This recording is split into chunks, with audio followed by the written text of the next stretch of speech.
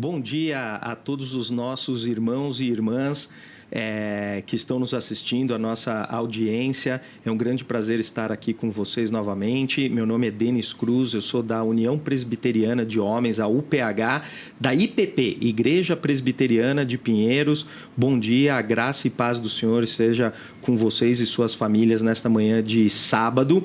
E hoje nós estamos aqui para o nosso programa Café dos Homens, que é horário cativo. Todo último sábado de cada mês nós estamos aqui para poder comunicar para vocês e passar para vocês um conteúdo pertinente e que vai edificá-los.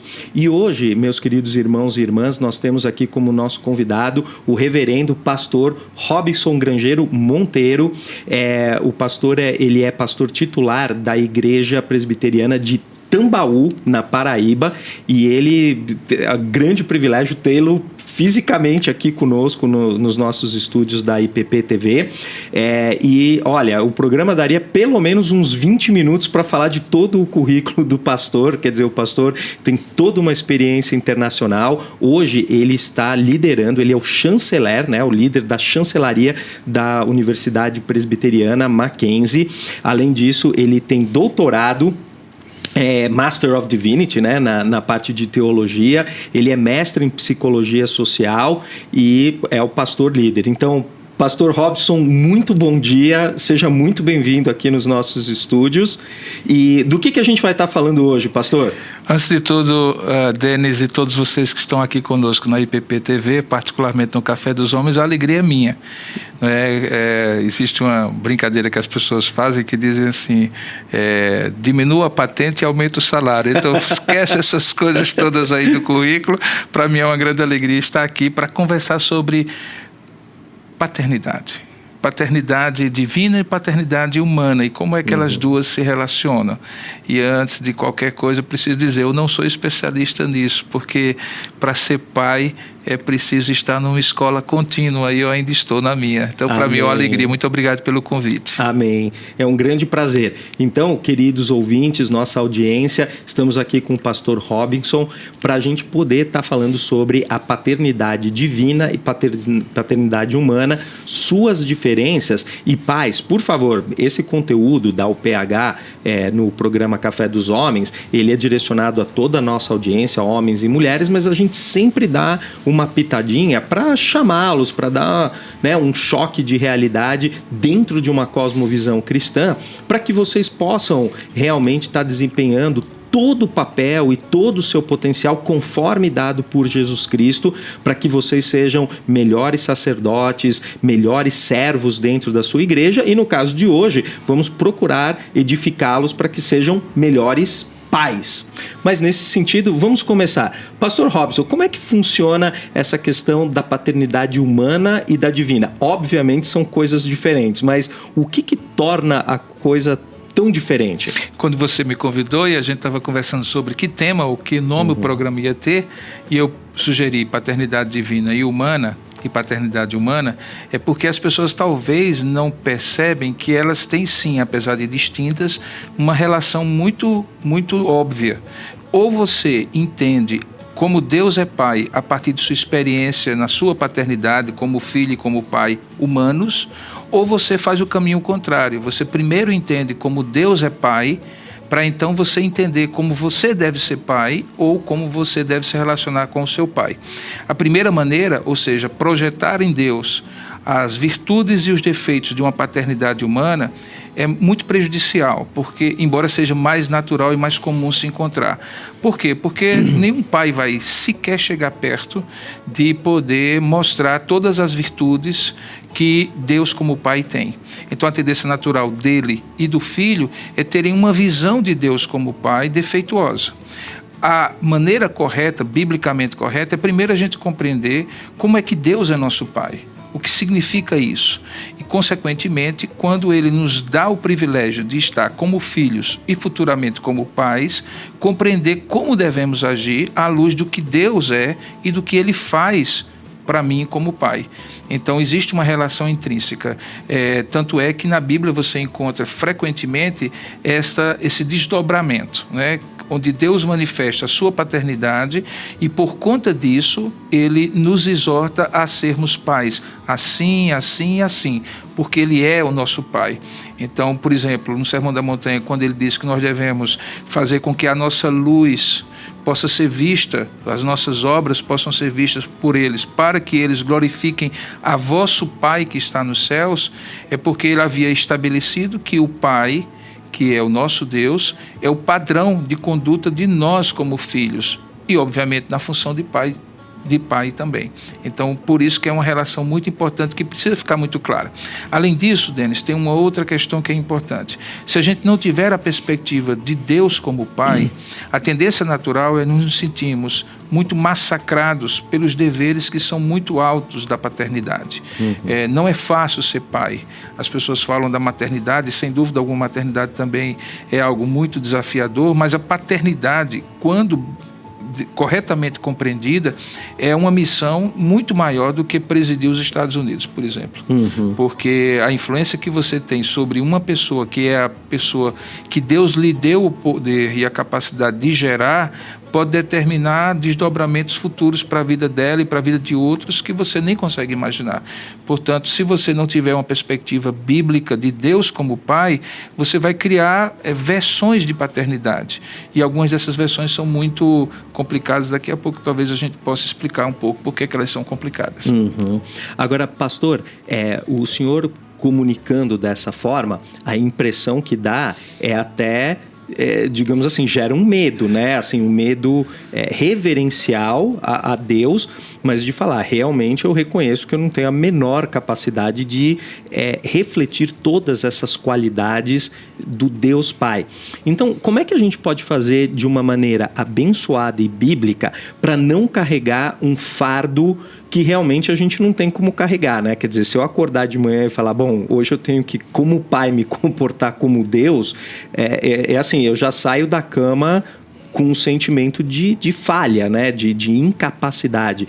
Então, como é que a gente pode fazer isso de uma maneira, digamos, agradável, saudável, tanto para nós como para os nossos filhos? Você já começa o dia levando uma goleada, né? Você já sai da cama já com 2-0, 3-0, 7-0 contra você.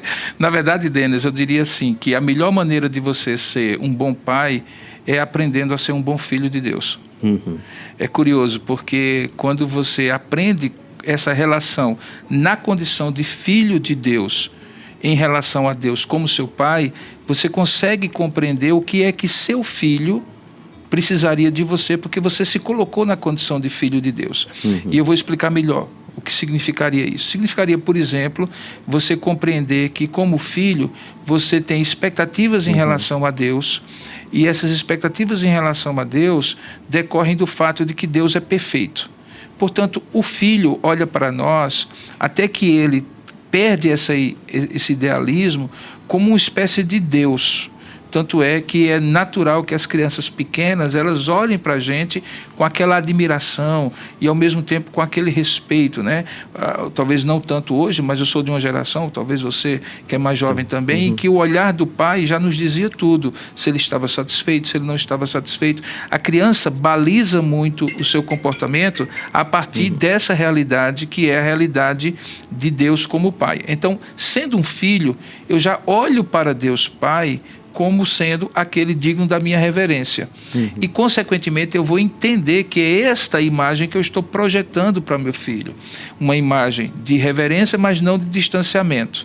E aí vem o outro aspecto do caráter de Deus que me ajuda. Deus consegue ser absolutamente santo, absolutamente puro, ele é o totalmente outro, eu não consigo tratá-lo como se eu estivesse tratando uma pessoa igual a mim, eu não devo, inclusive, mas, ao mesmo tempo, ele é amoroso.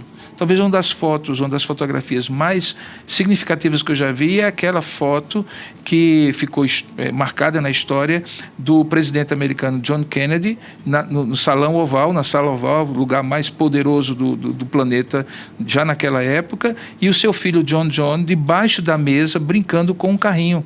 Então ali você tem o homem todo-poderoso, humanamente falando, e a criança que não está nem sabendo absolutamente quem o pai é. Tem uma ideia, mas não sabe, na verdade, o poder que ele tem. E aí o que é que acontece? Ele está cuidando ali do seu carrinho debaixo da mesa do pai. Então, nós estamos debaixo da mesa do Pai, e esse Pai é todo poderoso, e isso é importante que a criança, que eu como filho entenda, para que a criança entenda quando olha para mim. Então é importante que biblicamente eu entenda isso. Além disso, tem outro aspecto, é que se eu não entender dessa maneira, que a maneira como eu sou pai é determinada pela maneira como eu sou filho de Deus, então eu também não vou ter essa atitude amorosa e compreensiva nem com meu filho, nem também comigo. Eu não estou falando de autoindulgência, não é que eu quero que as pessoas, que eu tenha pena de mim mesmo, que o meu filho entenda, que eu... Não é isso. É apenas entendendo que a criança precisa compreender que o pai não é perfeito. E o pai só projeta essa ideia de que ele é imperfeito, mas depende da graça de Deus, se ele tiver essa atitude como filho em relação a Deus. Senão o que vai acontecer é que ele vai fingir que é perfeito. A criança em algum momento vai perceber que ele não é perfeito, e aí o que vai acontecer? Você ensinou o seu filho a olhar para você como um perfeito e não a olhar para Deus como o pai perfeito. Então eu diria que a principal missão de um pai é levar o filho a ser um filho do Pai, o Pai eterno, o Pai perfeito. Então isso significa evangelizar o filho, isso significa discipular o filho, mentorear o filho, para que, num determinado momento, ele possa ser um companheiro de jornada espiritual do pai. Ele cresceu, já tem uma visão mais realista do pai, ele vê as lutas que o pai enfrenta e ele vê como o pai depende de Deus. Amém. Como o pai está desejoso de servir a Deus, mas tem pecados, tem falhas, então ele precisa se arrepender. Ele vê o pai prostrado diante de Deus e dependendo de Deus para tudo. Ele vê o pai trabalhando muito, mas ao mesmo tempo orando muito para que o trabalho dele seja suficiente para suprir as necessidades da casa. Então ele aprende que ele, quando for um pai, ele vai ter que trabalhar muito, mas ao mesmo tempo ele vai ter que depender muito de Deus. Ele vê o pai integrado na igreja e participando das atividades da igreja. Ele não vê o pai deixando o filho na escola dominical pela manhã e saindo para um jogo ou para uma bebida com os amigos, como se aquilo fosse coisa de criança e de mulher, a igreja, e não uma coisa que ele, como pai, deve participar. Tudo isso vai modelando uma visão do filho em relação ao pai e na direção de Deus. Ou seja, ele começa a compreender que o pai é pai dele, mas é filho de Deus. E que no caminho normal da vida, ele também precisa se tornar um filho de Deus, para que depois ele se torne um bom pai. Então, esse processo é uma engrenagem muito interessante que foi criada na mente de Deus quando nos deu a ideia de paternidade. Ele como pai. Perfeito. E pastor, dentro dessa linha, digamos, da pressão, da cobrança, me parece que a gente precisa tomar muito cuidado para não se tornar excessivamente religioso, né? Quer dizer, assim, são muitas regras a serem cumpridas. Graças a Deus temos o Evangelho, onde Jesus falou: toda a lei se cumpriu em mim. Então, teoricamente, a gente olha para a cruz e acredita, né? Não só olha, mas acredita. E a lei está cumprida naquele ato redentor. Mas a nossa natureza humana é falha, extremamente limitada, pelo menos eu falo por mim, né? Todos. Então, assim, a gente constantemente cai em comparações e tentar ser o mais perfeito possível. Quer dizer, qual o perigo dessa atitude comportamental da gente tá tentando ser uma coisa e na realidade, talvez lá dentro ter aquele fake news lá dentro, né? Quer dizer, eu sou de um jeito, quando eles têm 2 anos é mais fácil enganar, quando eles são adolescentes, eles percebem, Com né? certeza. Você sabe qual é o risco? É o risco da gente estar sendo um fariseu perfeito e criando perfeitos fariseus em casa, os nossos filhos. Porque existem 2 extremos que a gente tem que evitar, Denis. O primeiro extremo é dizer assim: olha, você tem que ser um pai perfeito, tem que se mostrar para seu filho como um pai perfeito, mesmo que você saiba, e Deus, que você não é perfeito e que você tem uma vida que, fora do olhar dos seus filhos, daquelas pessoas que fazem parte dos seus grupos sociais, igreja, família e tudo mais, você vive uma vida dupla. E aí, apesar disso, você tem que mostrar que você tal, aquela coisa toda. E aí, o que é que acontece? Você começa a ter uma vida de comportamentos morais externos, típicos de um fariseu. Ou uma dupla vida moral. Você sabe quem você é, você sabe suas limitações, você sabe que Deus conhece suas limitações e você finge diante dos outros que você não é aquilo que você é. Consequentemente, quando o filho descobre, e vai descobrir em algum momento, suas contradições, suas coisas que não batem, que você diz uma coisa, mas faz outra, que você eventualmente comete esse erro, que você diz para ele que não deve cometer, então ele se decepciona com o padrão que você colocou para ele. O padrão é você. Então você disse assim, me siga. E aí ele descobre que você cai frequentemente. Como é que ele vai seguir você se você cai frequentemente? Esse é um extremo. O outro extremo é dizer assim, não, é o seguinte, já que é evangelho, já que é graça, eu vou ser o que eu sou mesmo, meu filho que vai ter que dar o jeito na cabecinha dele, de entender que eu sou pecador mesmo, que é aquilo que a gente chamaria na teologia de antinomismo. Ou seja, da ideia de que não há lei, que não há moral, que não há correto. O importante é você ser autêntico, gracioso. Então esse é outro extremo. Onde o evangelho entra aí, Denis? O evangelho entra naquilo que ele é de mais equilibrado e direcionado. É que nós temos duas pernas para caminhar com arrependimento e fé. Arrependimento e fé. O arrependimento nos faz reconhecer que nós não somos bons pais. A fé nos faz depender de Deus para sermos bons pais. Então, quando nós fazemos isso, nós evitamos que os nossos filhos sejam criados dentro da igreja, religiosos, comportando-se teoricamente como nós esperamos, a igreja espera, mas sem o evangelho no coração. Quando o olhar do pai sai na faculdade, em algum lugar, quando ele se muda, vai viver a própria vida, então ele não encontra uma relação com Deus como pai e a relação com o pai ficou para trás. Então ele está sem referencial. Então isso é muito importante para que os pais hoje compreendam que tem sim um dever de educar seus filhos. Eu diria que nós hoje enfatizamos muito o valor da maternidade e de fato, sem sombra de dúvida, a maternidade é algo maravilhoso para as mulheres. Mas, historicamente, biblicamente, o que a gente encontra é que a função paterna, a função do pai é muito importante. É a função mais estruturante que um ser humano pode ter. Por isso existe o perigo de você compreender a paternidade de Deus a partir das suas dificuldades, disfuncionalidades da sua relação de pai e filho e, consequentemente, ter uma visão de Deus distorcida. Então, qual é a melhor maneira que meu filho não tenha uma visão de Deus distorcida? É ele encontrar em mim um pai que se arrepende dos seus erros e falhas como filho de Deus e, ao mesmo tempo, deseja acertar dependendo de Deus, na dependência de Deus. E aí ele aprende a fazer isso, ele aprende a andar com as duas pernas do arrependimento e da fé. Eu me sinto não movido pela culpa de ser perfeito, pelo dever de ser perfeito, mas pela alegria de dizer assim, meu filho, vamos caminhar no evangelho? Olha, entenda que isso que papai está falando para você é o certo. E é o que o Pai do céu diz para mim também. Ele diz que eu devo fazer assim, ele diz também para você. Mas perceba, tanto você como eu somos pecadores e nós precisamos depender de Deus para fazer o certo.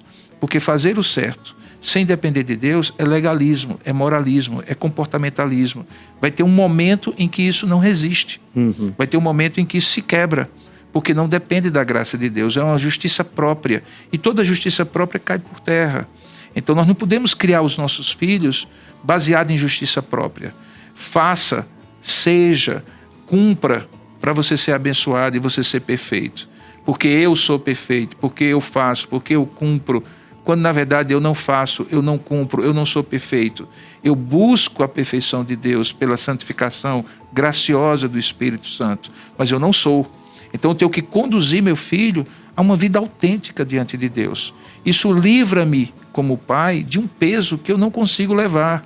E ao mesmo tempo ensina meu filho a não assumir esse peso quando ele for pai, porque ele não está assumindo como filho. Isso é muito importante. Você tem duas filhinhas pequenas ainda, e eu posso garantir para você que quando chegar naquela fase da adolescência, grande parte dos conflitos da adolescência, além dos conflitos decorrentes da sociedade, tem a ver com uma descoberta da própria identidade que se distingue da identidade da família, do pai e assim por diante, e começa a questionar aquilo tudo que foi ensinado durante a infância. É preciso ser, portanto, correto diante dos filhos, dar os limites, mostrar a lei do Senhor e ao mesmo tempo dizer assim: filho, esse é meu desafio e vai ser o seu desafio para o resto da vida, como filho e futuramente como um pai ou uma mãe. Por isso vamos caminhar juntos. E aí nessa hora que a maturidade da criança, que se tornou adolescente, que se tornou jovem, começa a criar uma relação de amizade com o pai, com a mãe no caso também, e que faz ele ser um cristão autêntico. Uhum. E, pastor, a gente cobriu aqui, né, nesse último trecho, uma questão que eu vou pedir como se fosse uma dica para o senhor, que é a questão: como devemos tratar, digamos, nessa fase inicial, e por inicial eu estou traçando aqui talvez a adolescência, a juventude, 16, 18 anos, né, que é quando eles ainda estão talvez num estado menor, mas ainda um pouco moldáveis, no sentido de ainda nos escutar, né, no sentido de conversar, de ter esse diálogo, sobre a questão da admissibilidade do estado pecaminoso. Porque, por exemplo, como o senhor falou, tenho 2 meninas e são pequenininhas ainda. Quer dizer, como é que a gente pode começar a transmitir esse conceito que, às vezes, até conversando com homens mais maduros, eles têm dificuldade de entender que, assim, eu sou constantemente pecador, né? Quer dizer, o processo de santificação, estávamos falando, ele é um processo que vai levar a sua vida toda, né? Então, como é que eu começo a plantar isso no coraçãozinho da criança? Porque senão é muito pesado, né? Imagina você chegar para uma menininha, vamos supor, 5 anos de idade, e falar: não, você é uma pecadora, e a não ser que você se arrependa, não vai dar certo, né? Quer dizer... No ambiente da educação, a gente tem um termo que até acabou se tornando um verbo a partir de um substantivo, que é problematizar. Olha, você precisa problematizar isso. O que se quer dizer com problematizar é você dizer assim: olha, você precisa dar a verdadeira compreensão, a compreensão mais profunda dessa questão. Então, vamos colocar, por exemplo, a mentira. Vamos pensar em termos de mentira.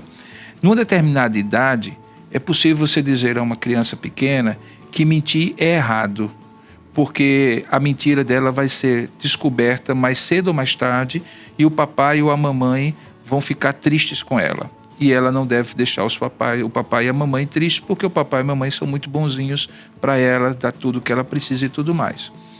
Um pouco mais adiante, você pode dizer sobre essa mesma temática que, olha, a mentira não deve ser uma prática sua como cristão, porque a mentira traz consequências para você, muito sérias. Você, por exemplo, pode ser reprovado naquela aula da escola. Você pode ficar envergonhado quando alguém descobrir que você mentiu. E isso pode, lá na frente, fazer muito mal para você, porque você pode fazer uma mentira pequena agora e depois uma mentira grande, e a mentira grande vai ter mais consequências do que a mentira pequena.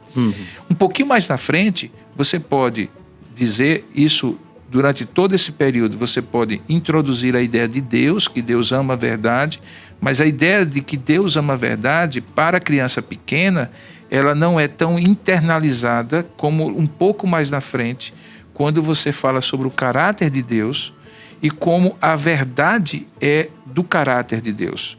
E que mentira não é só dizer a não verdade, mas é se comportar com a falsidade, é enganar o outro, é dar a impressão de uma coisa quando na verdade é outra, é dissimulação, é falsidade, conceitos mais sofisticados que a criança só vai entender quando se torna adolescente e jovem.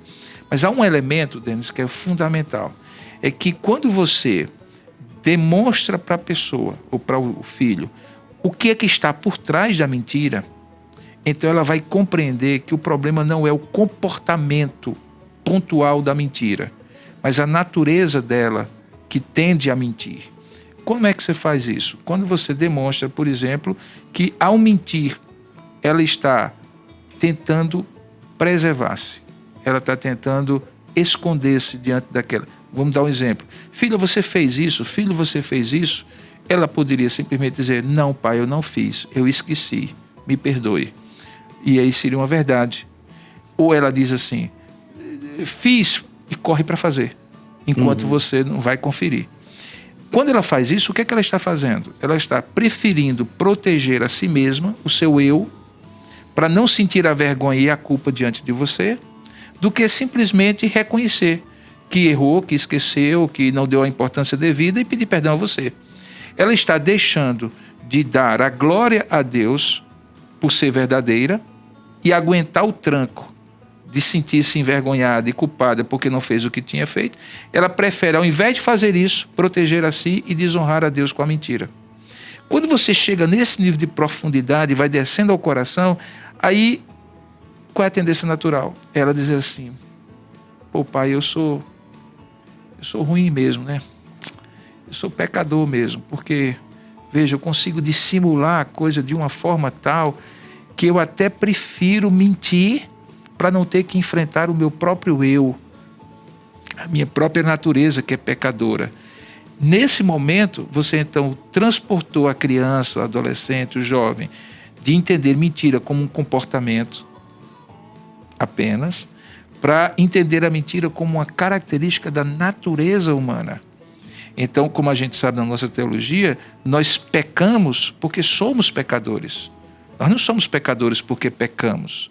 O que significa dizer que os meus pecados de mentira são cometidos porque a minha natureza pecaminosa é mentirosa.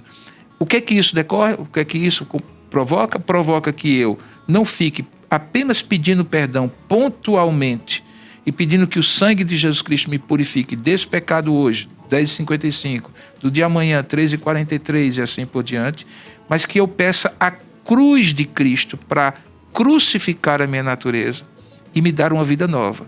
O nome disso é conversão. Então, na medida em que você vai aprofundando e problematizando um comportamento e levando a pessoa, o filho, a filha, a compreender a origem desse comportamento espiritualmente, que o problema é ele, é a natureza dele, e apesar disso, o pai o ama ou a ama de tal maneira que dá a oportunidade dele conhecer essa verdade e conhecer a maneira de se libertar, você pregou o evangelho, porque você falou de um arrependimento profundo e não apenas comportamental, e que é religioso, e você falou do evangelho gracioso, porque diz que apesar disso, ele é amado pelo Pai dos céus, como você também é amado. Então você aprofundou. Agora, o problema é que isso leva tempo. Isso dá trabalho. Isso não acontece uma vez só. Resiliência. Você tem que ter persistência de estar ali sempre, sempre, aproveitando as oportunidades, porque eu gosto muito da ideia de que a gente educa os filhos no caminho. A gente educa os filhos levando para a escola, a gente educa os filhos indo para uma programação da família, a gente educa os filhos jogando bola, a gente educa os filhos na dinâmica. O grande problema é quando a gente pensa que a gente tem que ser professor dos filhos. Então senta os filhos na frente e resolve dar uma lição de moral para os filhos, ou resolve dar uma lição, como se fosse uma coisa formal, um professor falando para um filho. Há momentos para isso, mas é no dia a dia, na dinâmica normal, que você tem que separar um tempinho, 2 minutos que seja, 3 minutos, para não deixar passar a oportunidade de problematizar aquilo, de colocar aquilo. A tendência do filho vai ser o quê? Não querer, porque ele está sendo confrontado. Mas quando você faz com amor, como Deus faz conosco, ele para naquele momento e escuta. Isso tem que ser uma coisa contínua, porque você está lidando com um coração pecaminoso, que é semelhante ao seu. Só que você já tem 30, 40, 50 anos, você já fez pós-graduação em pecado, doutorado em pecado, PhD em pecado, então você já é um pecador mais sofisticado, e ele está aprendendo ainda a ser um pecador sofisticado, e infelizmente a gente sabe que se aprende isso muito rápido. Aliás, conforme o senhor ia falando, né, de tipo assim, ele pecou, você já fez, né, qualquer tarefa que seja de escola e tal, fala, não, eu já fiz, ele sai correndo para fazer. É Deus com Adão, né? Isso. Logo, imediatamente após a queda, Deus é onisciente, óbvio que ele sabia onde Adão estava, mas ele falou, Adão, onde está? Eu estou me escondendo. Pois é justamente isso aí que a gente às vezes não compreende. Veja, o que é que Deus estava fazendo ali?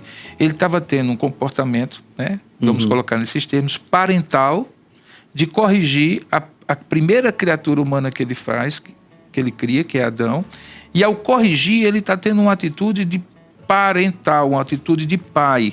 Ele está levando Adão ao arrependimento, confrontando a verdade, a mentira de Adão com a verdade, num ambiente de acolhimento e de perdão, porque inclusive ele faz o sacrifício para poder cobrir a nudez de Adão e Eva, mas ele não deixa passar aquilo em branco, ele vai e confronta em amor, mas confronta.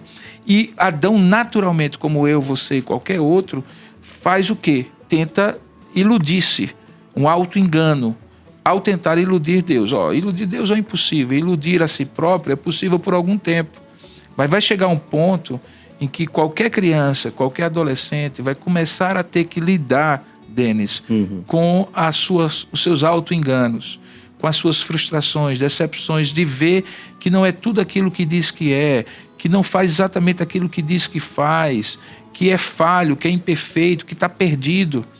Então, normalmente essa crise de identidade que a gente associa na adolescência e começo da juventude é uma excelente oportunidade para um pai amoroso, uma mãe amorosa, uma família amorosa, poder evangelizar os filhos naquele último momento que ele vai estar ainda em casa e ainda sob a influência dos filhos e do pai, e precisa, como filho, ter aquele fechamento de um processo.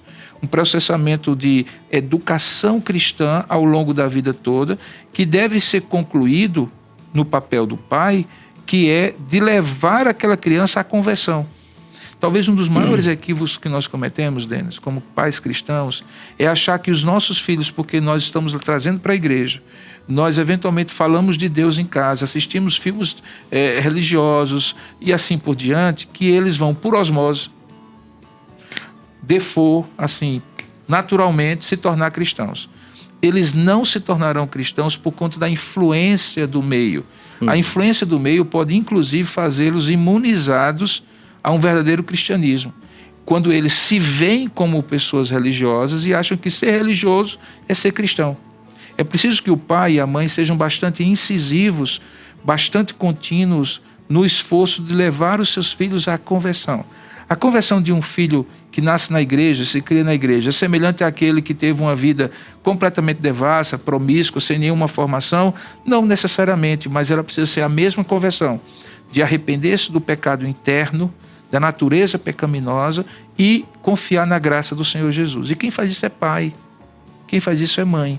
Particularmente o pai, porque o pai tem aquela imagem, ou projeta aquela imagem para o filho, de como é que Deus Pai, age. Né? A gente aprende muito quem Deus é quando a gente observa um pai que compreende que ele é filho de Deus e que deve projetar aos filhos essa imagem de Deus. Agora, pastor, mudando um pouco a nossa abordagem aqui, né? Pegando digamos, uma trilha paralela aqui, né? Nós discutimos bastante nos nossos programas Café dos Homens, a gente tem o MENAP, também vai ao ar aos sábados.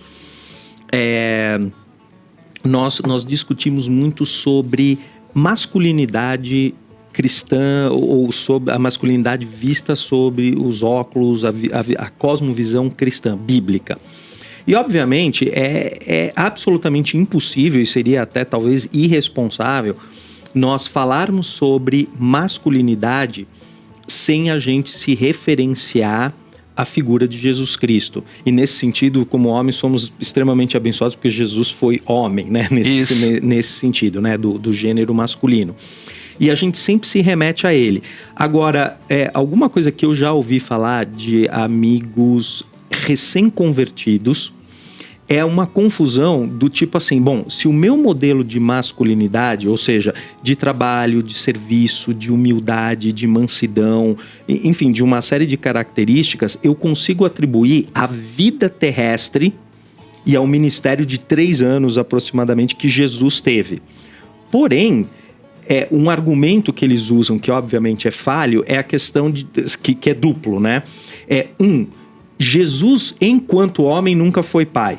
E segundo, na Trindade, ele é o filho. Então, assim, como é que eu, como pai, posso olhar dentro desse modelo? Porque por todo o resto, legal, Jesus tem todas as histórias. Ele tocou, ele curou, ele teve compaixão, ele abraçou. Quer dizer, assim, são várias coisas que eu consigo anotar e tentar emular. Mas como é que eu consigo olhar para Jesus como pai, sendo que ele não foi pai e ao mesmo tempo dentro desse, né, dessa... Muito interessante essa pergunta. Na verdade, a melhor maneira de você entender como Jesus é modelo da nossa masculinidade é você olhar como ele foi filho. e não necessariamente como ele foi pai, porque ele não foi pai. Então é a relação de pai, de Jesus como filho de Deus, que me permite entender assim, bom, então eu devo ser como o pai foi pai de Jesus e como o pai é pai de todos aqueles que creem. Nesse ponto um pouco de teologia ajuda. Veja, a ideia de pai na Bíblia, ela é uma ideia que vai, ao longo do todo o Antigo Testamento, ser mencionada apenas 14 vezes. Deus é mencionado em todo o Antigo Testamento, Denis, como pai apenas 14 vezes. Mas somente nos 3 evangelhos sinóticos, Mateus, Marcos e Lucas, Jesus chama Deus de pai 65 vezes. E no evangelho de João, mais de 100 vezes. E sempre usando a expressão meu pai.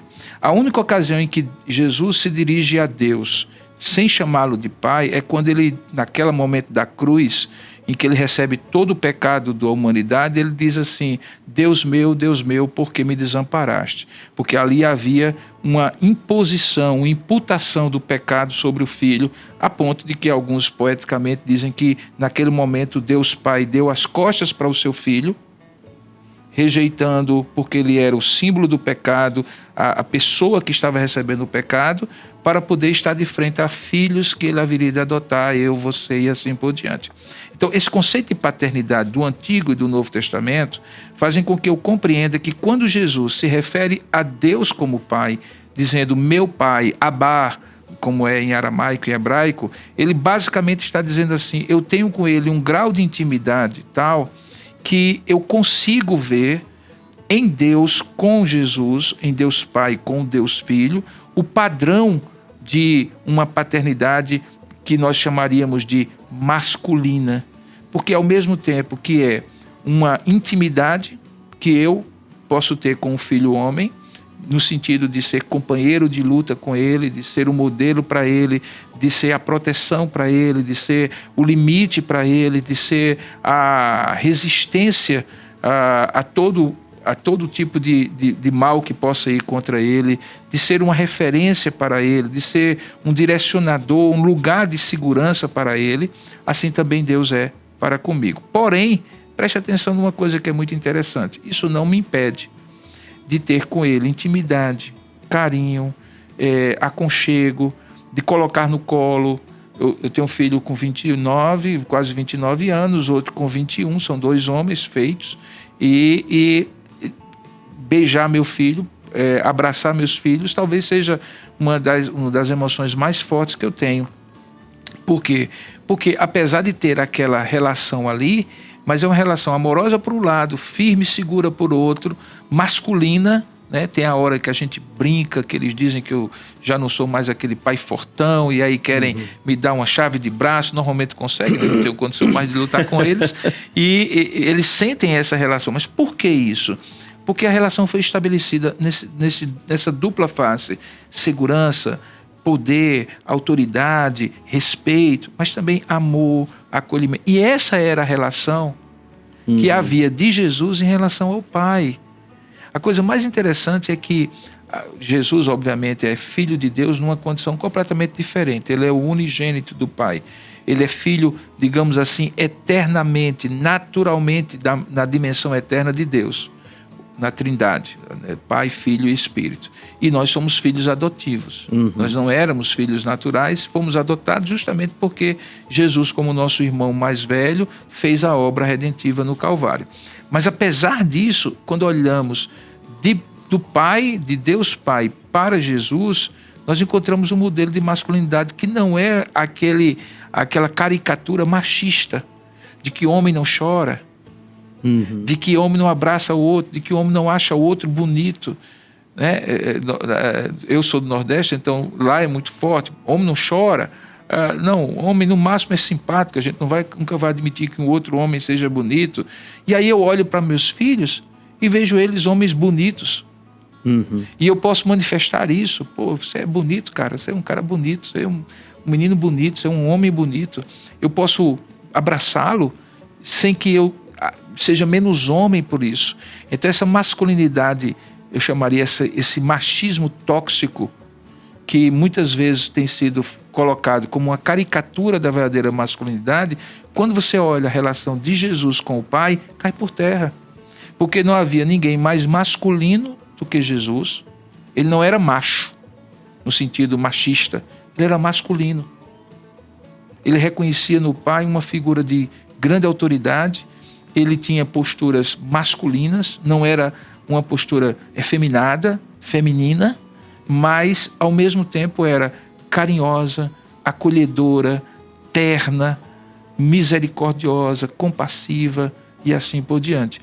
Quando você encontrar um pai que caminha com essas duas pernas, ele certamente estará dando um passo muito, muito, muito claro para que seu filho compreenda essa masculinidade sadia que Jesus tinha, tem, ele continua sendo o filho de Deus na relação com o Pai.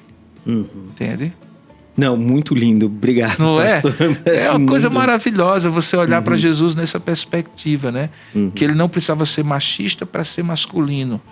Ele tinha uma ternura própria da natureza divina, sem que isso seja confundido com o feminino. Por exemplo, quando a gente vê as pessoas querendo dar uma versão de Deus que seja maternal, feminina, porque só as mulheres e só as mães têm ternura, acolhimento, um olhar compassivo, eu acho que as pessoas estão criando uma caricatura. Deus claramente é pai, claramente é uma figura masculina, não no sentido de gênero como nós definimos, pai e mãe, e que tem características que nós associamos ao feminino, mas que são características divinas.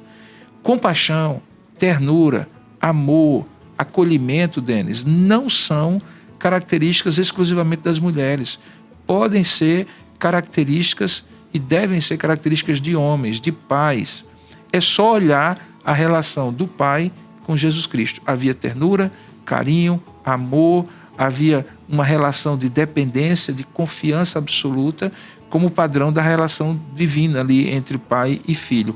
E a gente pode perceber. Então, eu não preciso que Jesus seja marido para compreender que ele ensina muito bem como eu ser marido. Eu não preciso que Jesus seja pai para eu compreender como ele me ensina muito bem a ser pai.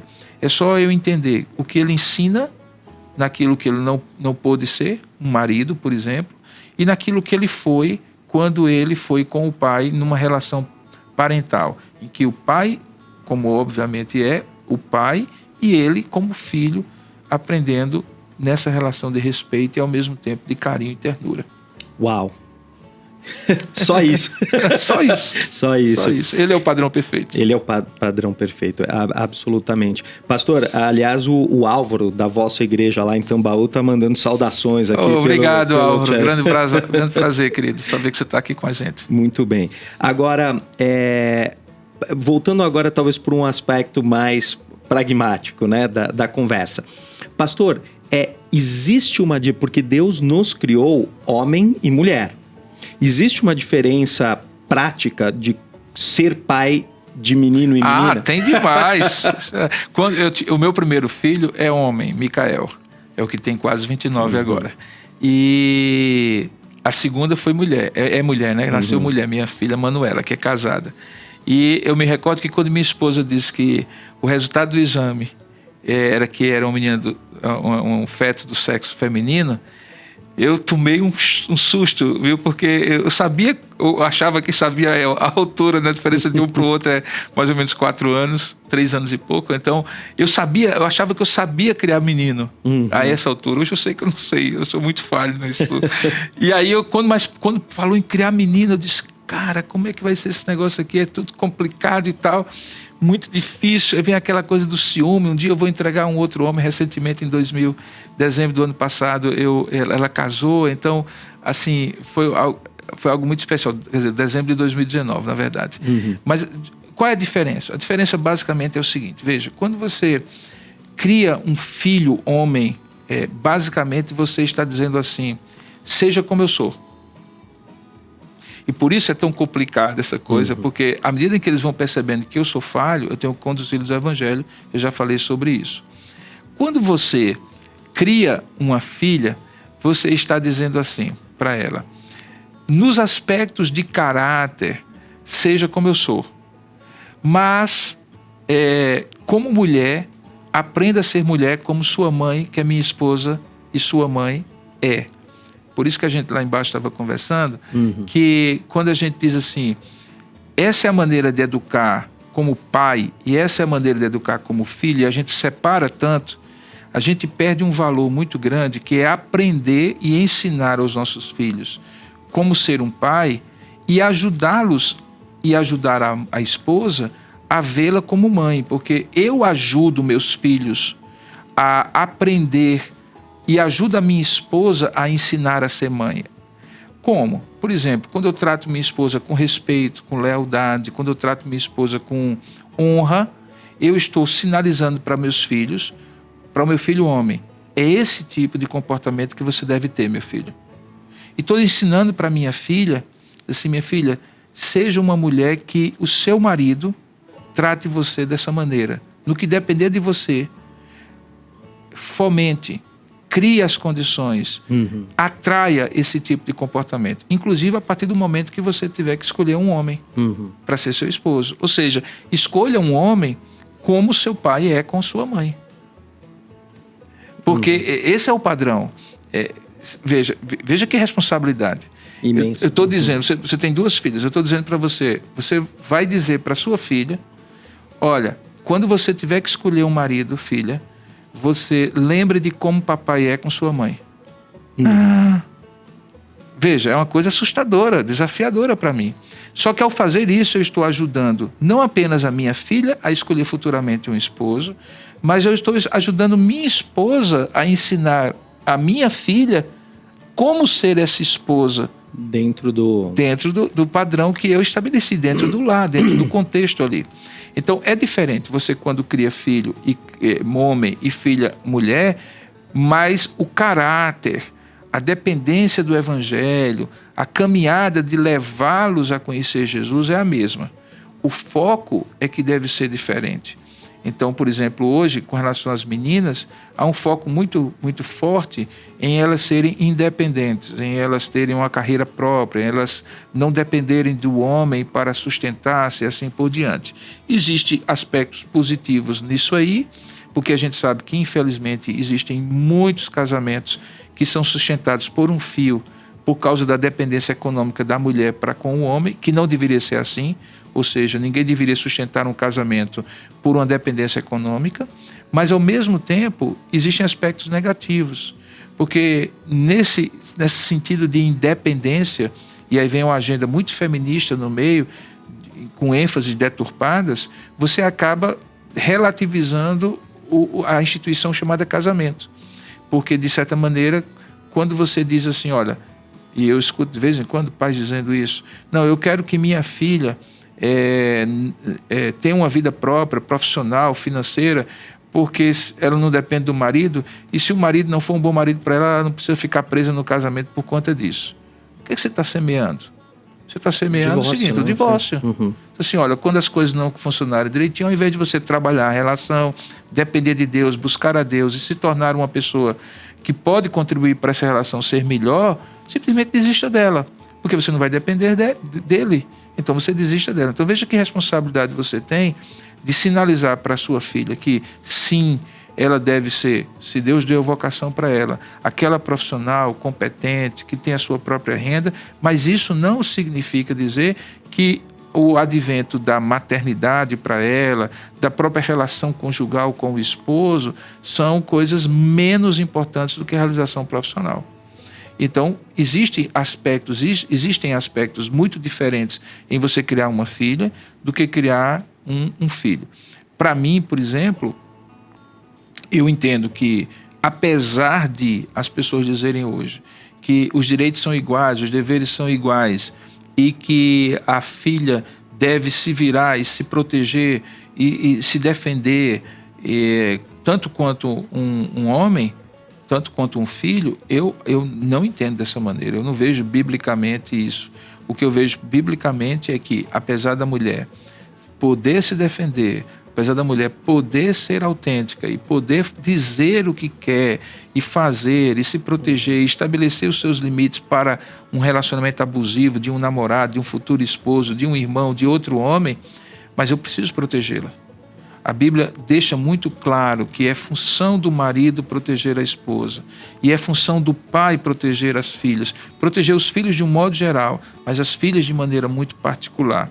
Tanto é que quando Jesus diz assim, olha, se você olhar para a mulher do próximo com a intenção impura, muitas vezes, mas espera aí, como é que eu vou saber se ela tem marido? Não, a ideia não é se ela tem marido ou não, é porque na ideia bíblica, aquela mulher está sob a autoridade de um homem, seja o pai enquanto ela é solteira, seja o marido quando ela se casar. Portanto, cabe ao marido quando ela se casa, mas também ao pai, antes dela se casar, protegê-la, mantê-la, sustentá-la, guardá-la, assim como os filhos, mas de uma maneira muito especial, porque ela um dia será entregue a um homem que queremos nós seja tão bom para com ela, quanto nós, como pais, estamos tentando ser para com as nossas filhas. Eu sempre gosto de dizer que quando o meu genro pediu em casamento minha filha, eu fiz uma brincadeira com ele, dizendo assim, que ele estava recebendo a joia mais preciosa da minha coroa. E que, portanto, mais do que ele, eu é que poderia dizer para ele quão preciosa Manuela era. Portanto, cuidasse dessa joia, tanto quanto eu tinha passado a vida toda cuidando. E, graças a Deus, eles estão felizes. Eu casei minha filha com um homem de Deus, um homem crente, e eu fico muito feliz de saber que ela está feliz com ele, embora de vez em quando dê aquela saudade daquela pequenininha que estava comigo e quando ainda era só uma filhotinha no meu colo. Mas é diferente, sim. Mas é diferente nesse sentido. Perfeito, perfeito. E, pastor, conduzindo agora, nós comentamos ao longo do programa até esse momento algumas vezes a respeito, por exemplo, dos papéis que um pai deve exercer na vida dos filhos. Então, assim, pegando o último gancho, não foi o único, por exemplo, o pai como protetor, né? Então ele tem que estar lá.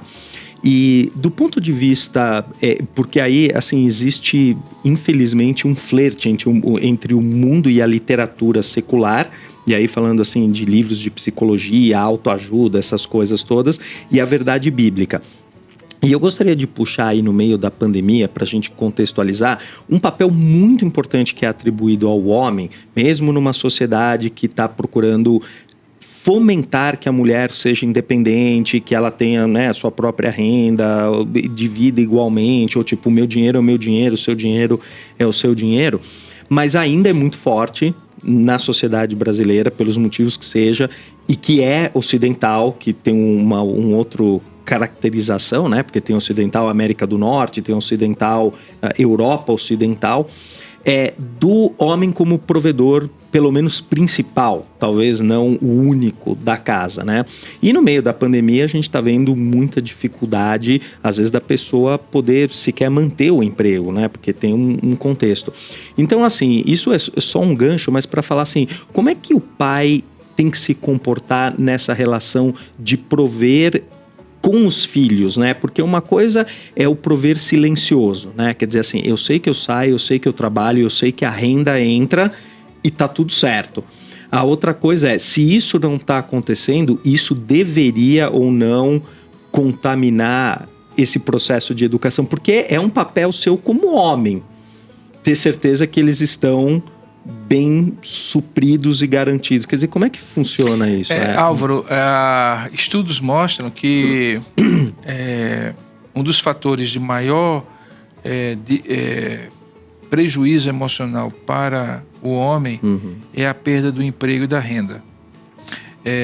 Quando você faz comparativos de estudos sobre, por exemplo, causas de suicídio, prováveis causas de suicídio entre mulheres e entre homens, essa questão da perda da renda e do emprego, no caso dos homens, está ali nos top 3 dos grandes motivos para possíveis suicídios ou estados de depressão e assim por diante.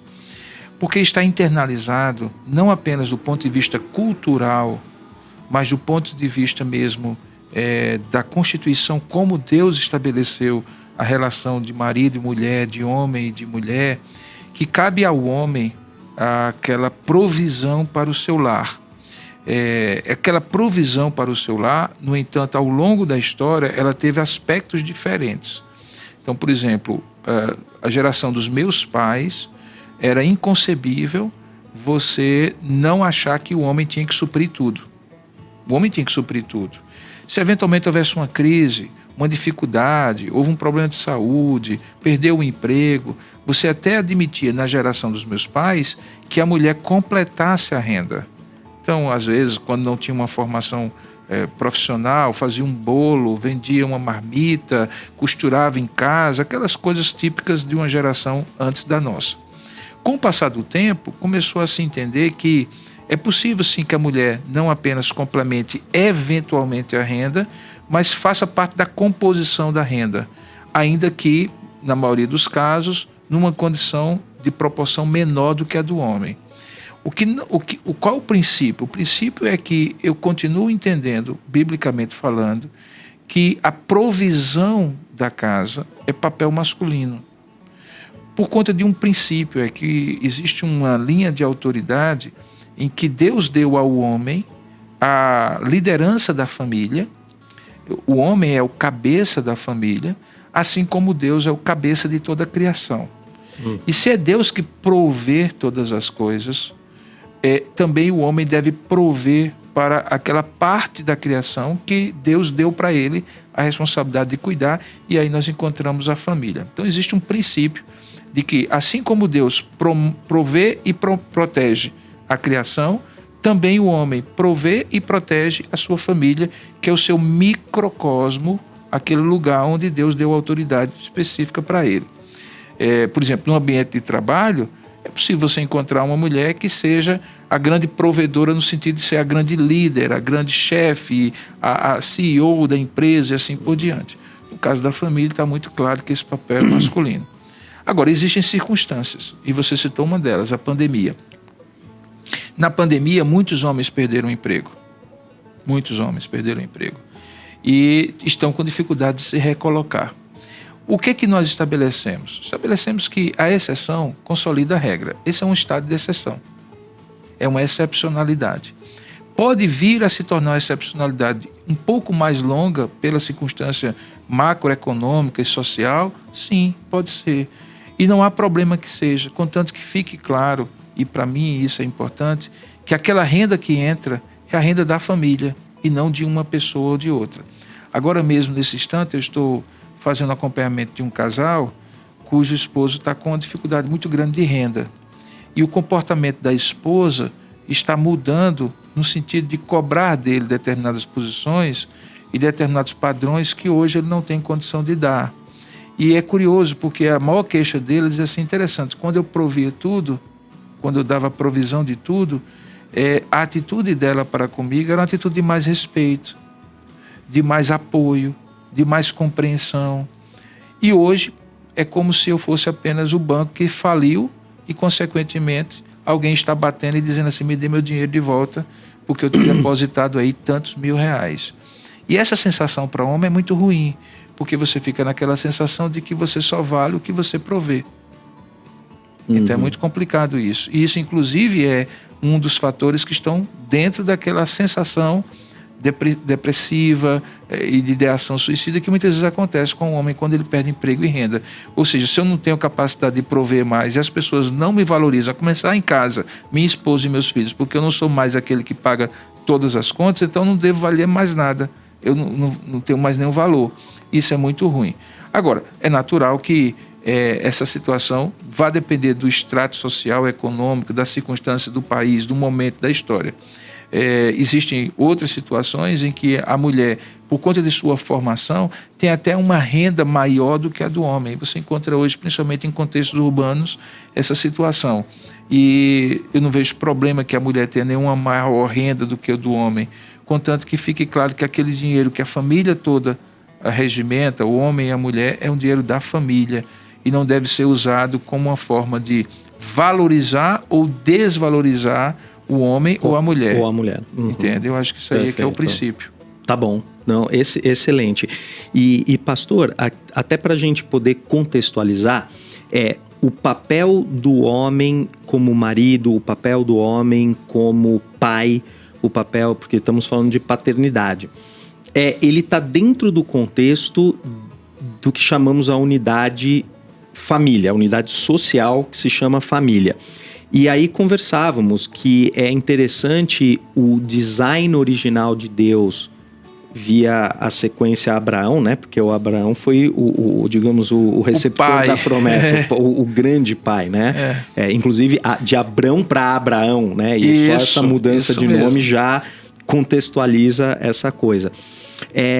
E era um pouco, ou bastante, talvez até diferente do que nós entendemos, né? Porque, por exemplo, sou eu, minha esposa e minhas 2 filhas, e todo o resto, teoricamente, está fora da família. Desta família. Mas lá atrás não era assim, né? Não. Na verdade, o que a gente poderia fazer aqui um corte histórico é que quando Deus cria a ideia de família, ele cria na hora em que dá a Adão uma esposa, né? Muita gente pensa que família só passa a existir quando você tem filhos.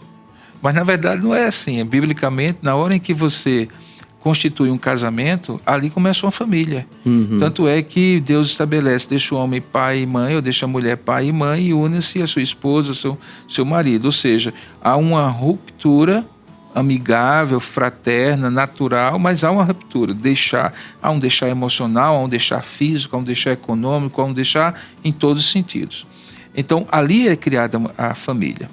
Com o passar do tempo, você percebe que essa família começa a ter um núcleo muito mais expandido, que é o que a gente chama de família expandida, do que o que a gente tem hoje. O núcleo, a família nuclear que a gente tem hoje, ela é muito uma criação pós-revolução industrial, onde as pessoas, inclusive, tiveram que sair do meio rural e ir para as cidades, e você deve ter amigos ou conhecer pessoas que no meio rural havia a fazenda, o pai, à medida que os filhos iam casando, ia dando um pedaço da terra, todos viviam naquela mesma fazendona que antes era uma fazenda grande de todo mundo e que agora era uma casa de um ali, uma casa do outro ali e assim por diante.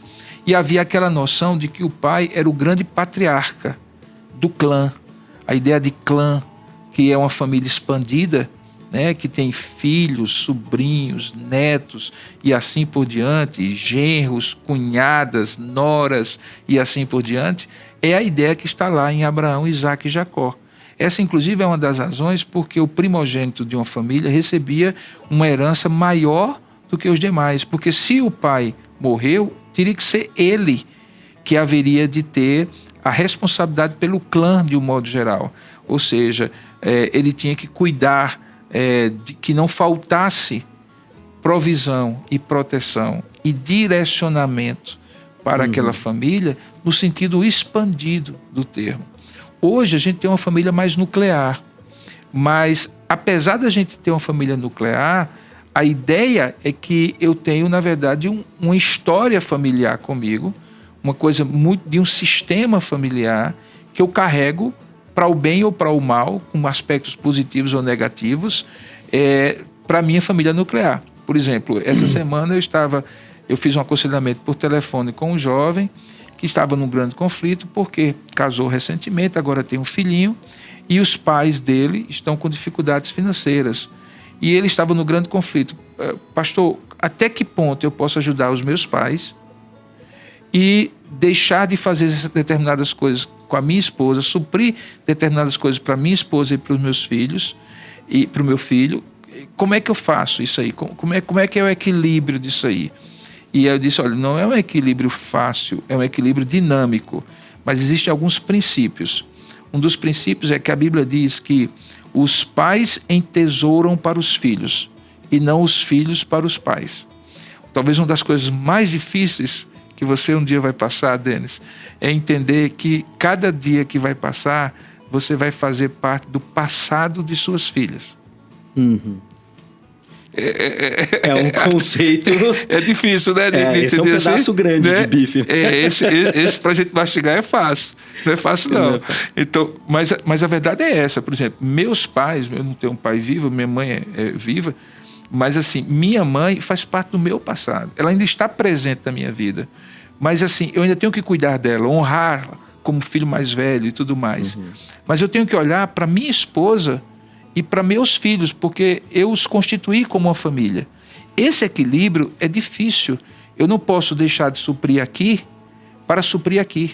Mas, ao mesmo tempo, eu não posso desonrar meus pais, porque a Bíblia diz que eu devo honrá-los até o último dia da minha vida. Mas que tipo de honra é essa? Então, eu estava explicando para aquele jovem que esse é um equilíbrio dinâmico. Ele tem que estabelecer proporções, combinar com a esposa, e por isso a harmonia conjugal é muito importante, porque, querendo ou não, há momentos em que passa pela cabeça da esposa, nós não estamos podendo fazer isso, porque ele está suprindo para a família dele. Tanto o homem como a mulher, às vezes, pode pensar isso.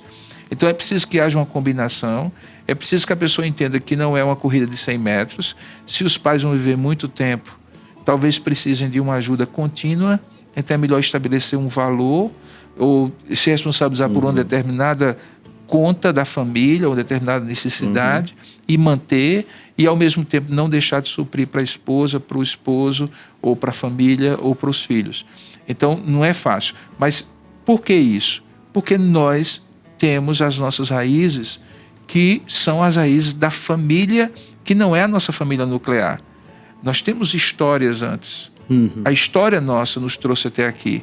E essa história que eu estou construindo a partir daqui com a minha esposa e meus filhos só tem sentido porque eu tenho história para trás dos meus pais. E ela tem história para trás dos pais dela. E isso precisa ser levado em conta. É muito comum, inclusive, que certos conflitos conjugais, Denis, eles aconteçam porque nós trazemos costumes, convicções, crenças e hábitos da nossa relação familiar anterior. E, às vezes, queremos que isso aconteça na nossa relação aqui, quando, na verdade, tem que haver uma unidade, tem que haver uma harmonia ali. Uma nova criação. Uma nova criação, uma nova dinâmica, né? Normalmente, no início do casamento, é comum você ouvir expressões do tipo assim, não, mas na minha família era assim. Não, mas a minha família é diferente da sua. E aí, às vezes, tem uma hora que alguém tem que pensar e dizer assim, peraí, mas a nossa família é agora. E é. Mas ninguém deixa como se fosse um corte. Exatamente. Tudo lá para trás. Aquilo vem com a gente. É um processo dinâmico e uma evolução. Pastor, a gente poderia ficar aqui mais algumas horas falando sobre família, paternidade. Quer dizer, é um tema fundamental e importante. Mas eu acho que a gente precisa direcionar aqui para fechar. Então, aos nossos queridos ouvintes que estão em casa, estamos aqui hoje com o pastor Robson Grangeiro. A gente está falando sobre paternidade humana, paternidade divina. Procuramos abordar aí o maior número de pontos, tanto do ponto de vista histórico quanto do ponto de vista da cosmovisão cristã, e até dar algumas dicas no dia a dia como resolver algumas coisas, né, pastor? Mas precisamos aqui encaminhar. Tudo que é bom tem um final, infelizmente, mas já deixamos aqui uma deixa, né, para o pastor Robson estar se unindo a gente aí num futuro próximo. Vai ser uma alegria. Será muito bem-vindo.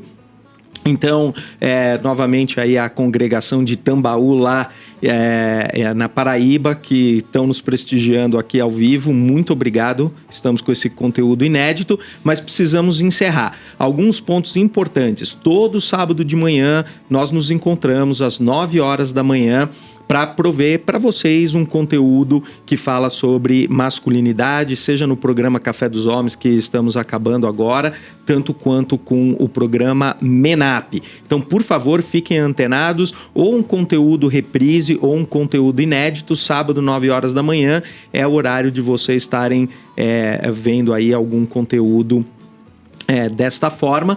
Pedimos a todos vocês, por favor, continuem se protegendo, que a gente cumpra aí todas as metas aí que cada governo local, né, porque temos inclusive pessoas assistindo, inclusive de fora do Brasil, mas mantenham-se protegidos, por favor, e continuamos orando e intercedendo pelo nosso país, que todas as autoridades em todos os níveis, federal, estadual, municipal, possam estar sob o guarda-chuva de Deus, que seguindo o Espírito Santo conforme, né, eles acreditarem, e que a gente possa estar saindo dessa, né, pastor, num futuro próximo.